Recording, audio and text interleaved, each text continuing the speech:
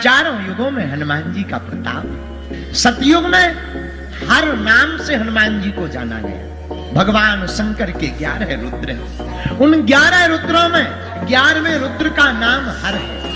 हर नाम के रुद्र ही हनुमान जी है।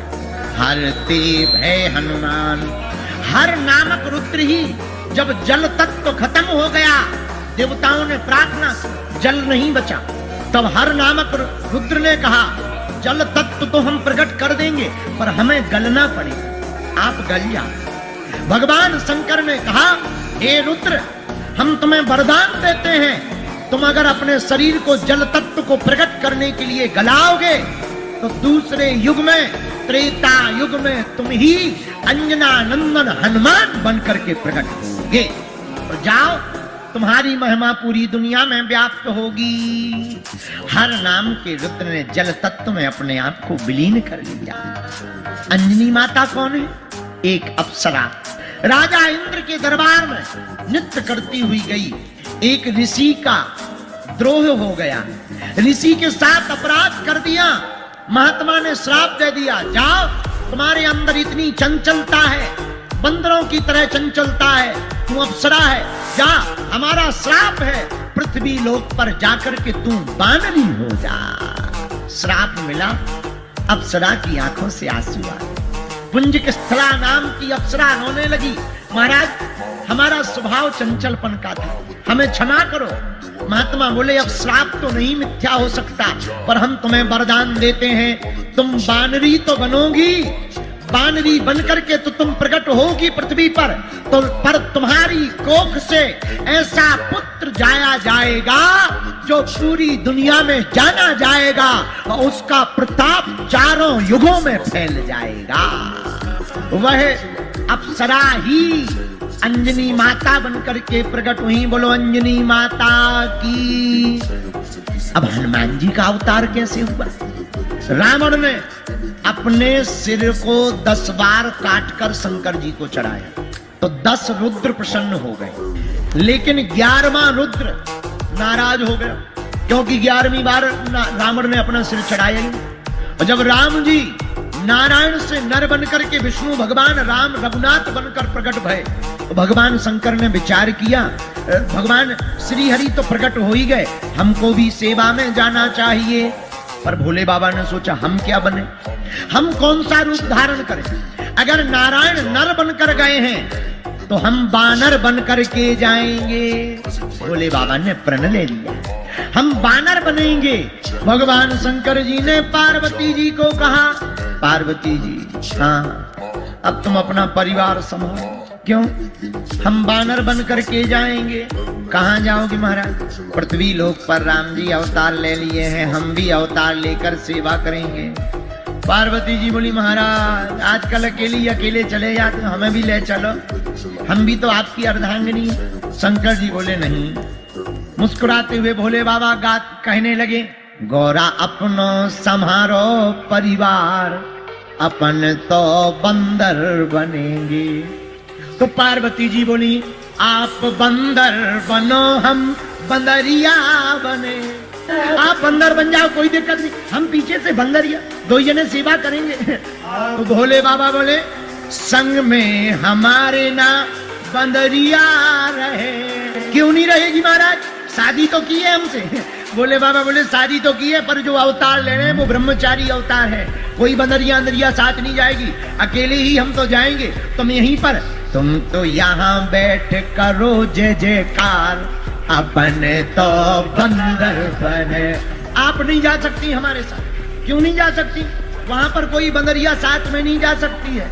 महाराज ले चलो, ऐसा मत करो, हर बार आप हमें अकेला छोड़ जाते हो, आप चले जाते हो, हम यहाँ पर बैठे बैठे क्या करेंगे? महाराज आप अगर हमें साथ में नहीं ले जाओगे अच्छा नहीं होगा। अरे हमें अकेले ही जाना है। महाराज एक काम करो, आप बानर बन जाओ, हम एक उपाय बता देते। क्या?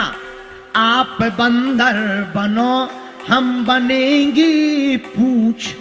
एक उपाय है। कौन सा उपाय? हम साथ में भी रहेंगे, आपका ब्रह्मचर्य भी नहीं हटेगा और नियम भी नहीं टूटेगा, और दोनों साथ में रह लेंगे। शंकर जी बोले उपाय बताओ। तो पार्वती जी ने उपाय बतलाया, आप बंदर बनो हम बनेंगे जी पूंछ। अच्छा तुम हमारी पूंछ बनकर करोगी क्या? लंका में जाकर रावण की मूंछ उखाड़ेंगे, हम पूंछ बनेंगे, फिर होगा क्या? आहा, शंकर जी बन गए बानर और पार्वती जी बन गई पूंछ और रावण की उखाड़ डाली मूंछ। अरे भैया, पार्वती जी पूंछ क्यों बनी और रावण की मूंछ क्यों उखाड़ी? इसकी भी एक कथा है, सुन लीजिए। एक बार की बात है, भगवान शंकर से पार्वती जी ने कहा, महाराज सबके मकान है, बंगला है, बड़े बड़े वाहन है, रथ है, अपने पास रहने के लिए एक छोटा सा कमरा भी नहीं, कम से कम एक मकान हो जाए, अच्छा रहे।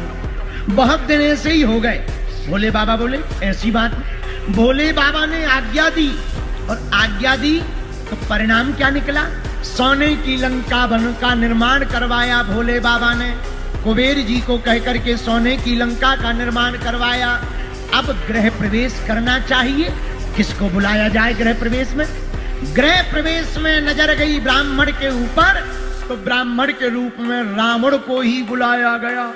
हमने इस कथा को कल्याण पुस्तिका में पाया है। रावण को गृह प्रवेश के लिए बुलाया तो पूजन करवाया। अब जब पूजन हो गया तो दक्षिणा देनी पड़ती है पंडित जी को। तो रावण से भोले बाबा बोले, भैया वैसे तो तुम हमारे चेला हो, पर आज पंडित जी हो, पुरोहित हो, मांगो क्या दक्षिणा चाहते हो? रावण बोला, गुरुजी आप दक्षिणा दे नहीं पाओगे, इसलिए हम मांग ही नहीं रहे। नहीं मांगो मांगो मांगो, हम दे पाएंगे, क्या चाहते हो? रावण बोला, जिस मकान का गृह प्रवेश करवाया है यही हमको दे दीजिए। बताइए, जिस गाड़ी का मुहूर्त करवाए पंडित जी वही गाड़ी ले ले, तो जो गाड़ी का मुहूर्त करवाए उसके दिमाग और दिल पे क्या गुजरेगी, जरा विचार कर लीजिए। रावण से कहा, क्या चाहते हो? जिस मकान का हमने मुहूर्त करवाया यही हमको दे दीजिए। भोले बाबा तो भोले बाबा है, बोले ठीक है, कौन झाड़ू लगवाएगा, कौन यहाँ रहेगा, तथास्तु ले लो। पार्वती जी का दिमाग खराब हो गया, बोलो जय सिया राम। पार्वती जी का दिमाग खराब हो गया, अरे हमने अपने लिए मकान बनवाया और इस ब्राह्मण ने हमारे मकान को मुहूर्त में दक्षिणा के रूप में ले लिया। मन ही मन में ज्यादा तो कुछ नहीं बोला, पर पार्वती जी ने श्राप दे दिया। हमारा श्राप है, तुमने हमारे मकान को छुड़ाया है, अब हम तुमको श्राप देते हैं, इस मकान में हम ही आग लगाएंगे। अब आग कैसे लगाएं?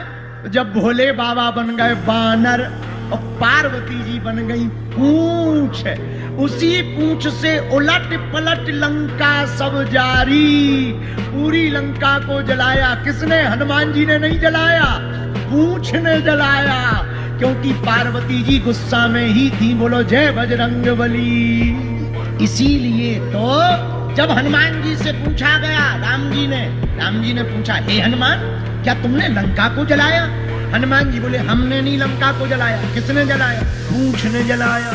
पर पूंछ तो तुम्हारी है। हनुमान जी मुस्कुराकर बोले, सरकार पूंछ हमारी है, पर आगे ही राघव मेरे हैं, पीछे है पूंछ, रहस्य है भारी। बंदर को भला पूछता कौन है, प्रभु श्री राम से ही तो है पूंछ हमारी।